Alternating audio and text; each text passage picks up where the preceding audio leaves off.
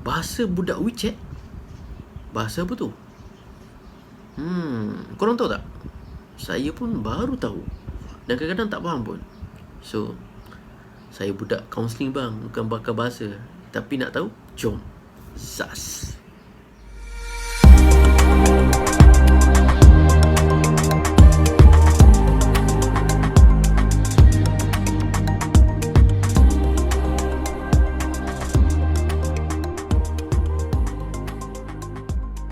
Rojak yang dicampurkan bahasa Melayu dengan bahasa Inggeris.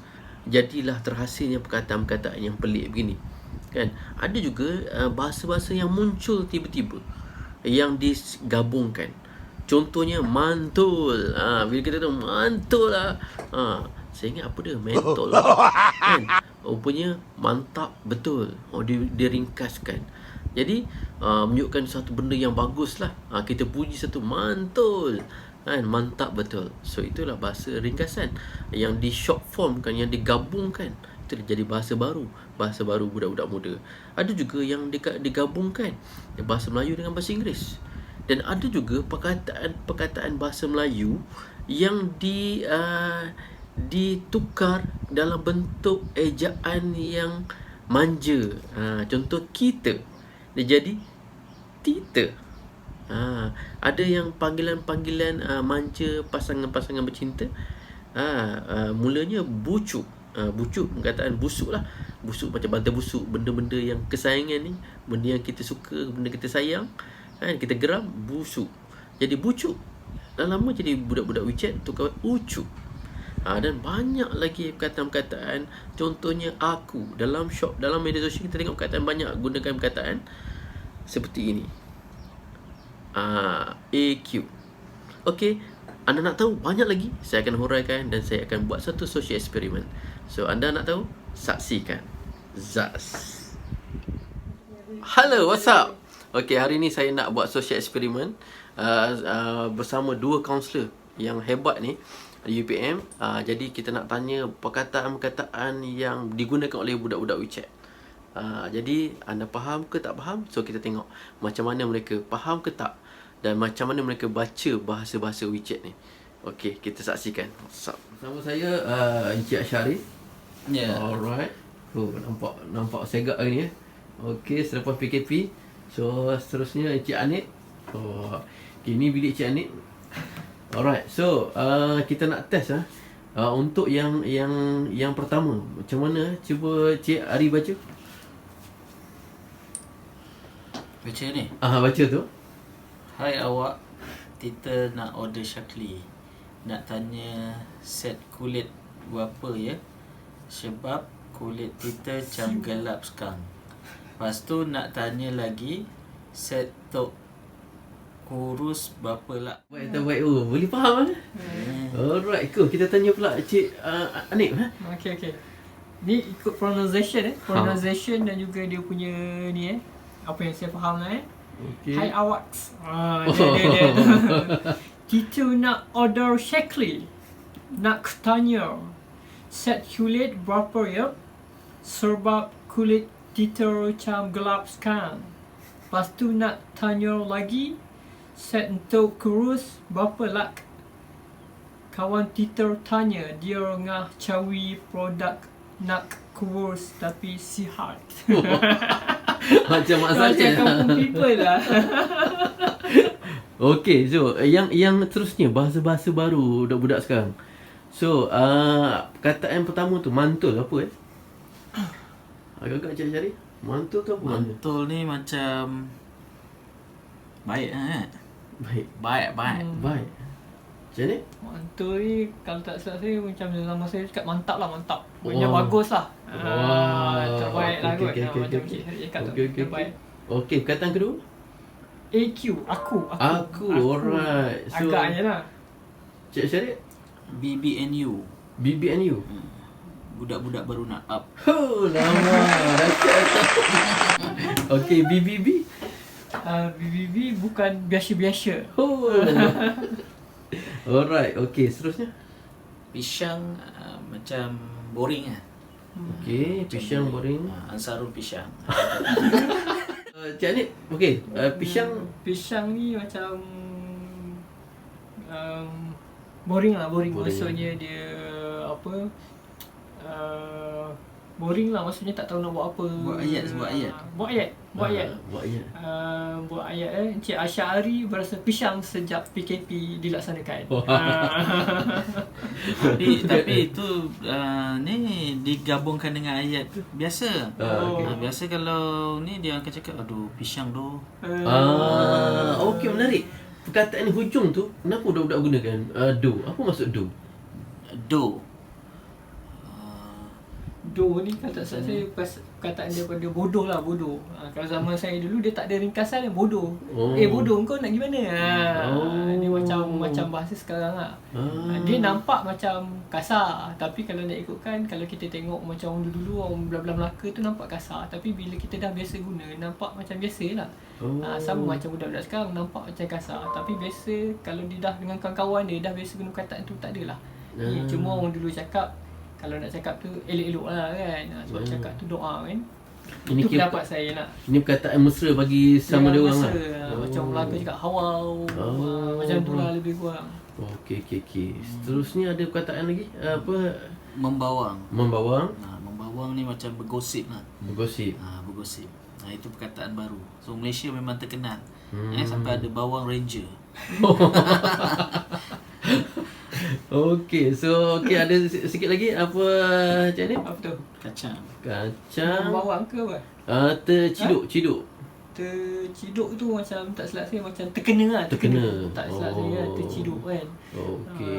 Terkena macam kena game lah, kena game.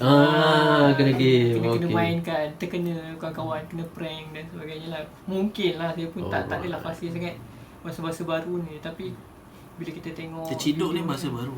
Bahasa baru. Zaman kita tak dengar terciduk kan. Bila Tak kita pernah baca dengar. WhatsApp tu baru lah. Okey, so terima kasih Cik Syari. Saya ada nak cakap sikit boleh? Okey, boleh? Dia perkataan-perkataan ni pada saya penggunaan bagi remaja ataupun orang muda ni, benda ni mungkin pada mereka benda tu biasa, dan mungkin kalau guna perkataan-perkataan ni okey lah bagi mereka kan. Cumanya saya sebagai kaunselor Kejaya nak beri sedikit pandangan. Guna bahasa ni okey, cuma hati-hati jangan sampai nanti dalam interview kita terguna bahasa yang begini, kan, sebab dah terbiasa guna. Kan? Jadi oleh sebab itu pun penting kalau kita memang terbiasa guna, para pelajar terbiasa guna perkataan-perkataan macam ni, nanti bila nak interview pastikan kita buat mock dulu di rumah, pastikan kita menggunakan bahasa yang sesuai dan dapatkan tips temuduga juga daripada kaunselor di bahagian kaunseling FM. Kan? Kalau tak pisang lepas interview. Pisang betul kan? Pisang boleh kan? Itulah lebih kurang macam tu lah. Okay, boleh jumpa InsyaAllah. Terima kasih Abang Syari.